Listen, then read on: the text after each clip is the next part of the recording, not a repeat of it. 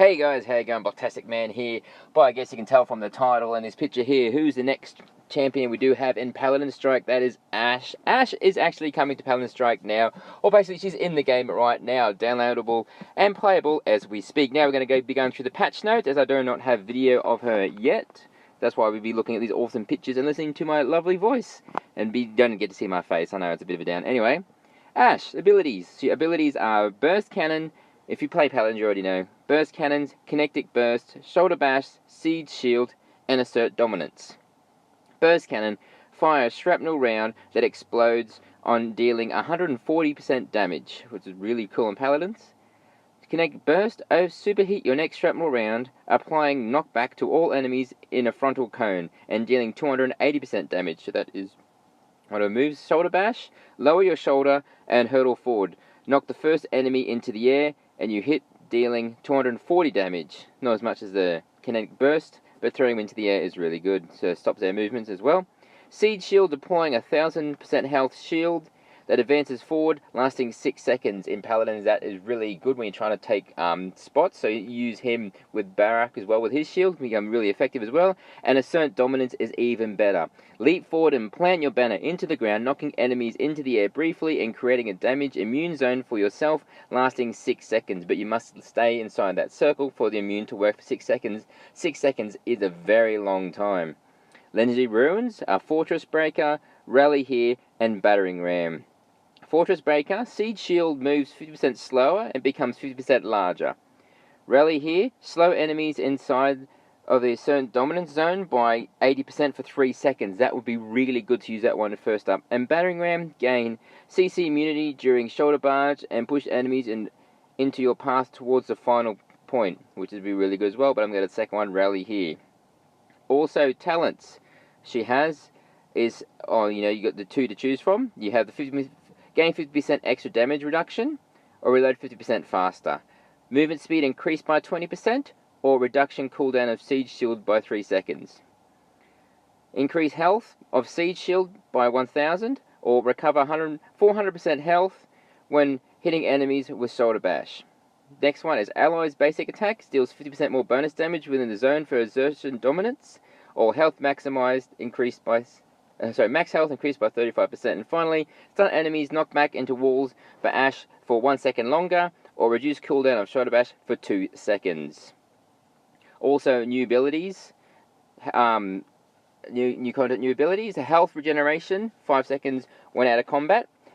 Bonus damage for basic attacks, bonus damage for abilities. New talents are also included: adjust casting range of abilities, adjust affected zone of abilities, can reduce cooldown of certain abilities, can increase damage of certain abilities, can modify energy limit in the hero sheet, can increase HP by a certain number, adjust casting range by abilities, adjust affected zone of abilities, can reduce cooldown of certain abilities, can increase damage of certain abilities, can modify enemies limit in hero sheets, can increase HP of a certain number, adjust casting range of certain abilities, adjust affected zone of certain abilities, can reduce cooldown of certain abilities, can modify energy limits in hero sheet, can increase HP of a certain number.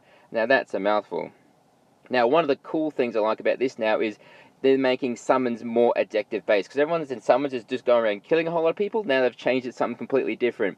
Like the first thing here, Juggernaut will advance only when players are close to it. So basically it will be like Siege, but you have to be close to the Juggernaut for it to actually move. If no one's standing next to the Juggernaut, it's not going to move anywhere. And HP of the Juggernaut will increase a long time. I'm guessing that's in time of people standing beside it. So if your Juggernaut has really low on health, the more people that stand next to it, I guess, the more health it will actually be getting. Also, they said they've changed the attack radius. Will actually have a green around it, so you can actually see where the attack radius is, because before you couldn't tell how close you could get before you get attacked. Now it will be green, and then I guess it will be red if you walk into it before the Juggernaut does. A lot of other cool things I could go through here, but I'll just leave links in the description so you can suss it out, because going through this in one video, it would be a whole lot of stuff you probably don't want to know about. But the main things is we do have Ash now, which is really cool. Ash, let's go down her a second, sorry. Scrolling down, Ash, her gold price will be 12,000, so 12k gold, or 499 crystals. So basically, just 500 crystals. I do not have 12,000 gold, so I will be buying Ash with 400 crystals. 500 crystals. Sorry. A lot of people do have a lot of gold, so I can buy her up straight away. And she will have couple of cool skins. School skins. Sorry, can't even talk. She will have the firecracker, which will be, you can see here, is only $300. Oh, we put it up there, sorry, 300. Oh yeah, 299 crystals. And you do have a commander skin as well for 700 crystals. I know it's pretty expensive for a skin, but it does look really cool. A lot of people are saying this is a play to win when elements like this, because they add an extra 3% damage. But 3% damage is not good unless you know what you're doing with the character as well. And also, a bonus, we're actually getting a skin, a Ying, Zodiac skin for Ying as well, for actually 900 crystals there. So that's a lot of crystals there, but if you do enjoy playing Ying as a character, that will actually be pretty good. Also, a couple of different nerfs and buffs for characters as well. We're going here. Barak, adjusted the 2 turrets can be stored. Barak, his anchor, flying past been changed. Fernando, adjusted the energy would recover after a short delay of firing stopping. Evie, ice block, add an effect, or most of the adding effects as well, not just buffs and nerfs.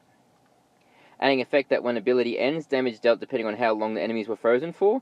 Androgo, step ahead, adjusted to quickly dash forward is designated direction.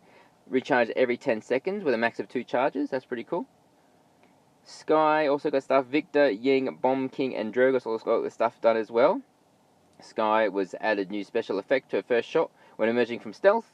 Victor got increased cooldown for iron sights and increased cooldown for hustle, so Victor actually got a nerf there. Ying illusion added area prompt for healing. Sorry. Her move there. Resounds. Adjust to heal nearby enemies for health equal to the damage dealt for the... Oh, I just lost my spot then. Damage dealt when the illusion explodes. Bomb King adjusts that it would explode automatically when hitting enemies and increase the penetration time. That's pretty cool. So not going to just sit there and land. So as soon as the bomb hits it, it's going to blow up, which is pretty cool. And Drogo's Dragon Punch. Add new special effect and increase the penetration time. So he's actually getting a buff, where Victor's actually getting a nerf. But anyway, guys, hope you enjoyed this video, all about Ash and all the new buffs and nerfs and how Summon's actually getting a whole lot more added to the game. Anyway, guys, no gameplay for this one because I don't actually have access to the new Ash yet. When Ash comes out, I'll make a video, guys. Hope you enjoyed this. Subscribe for more Paladins, right? I'll see you guys later. Thanks for watching. See you later.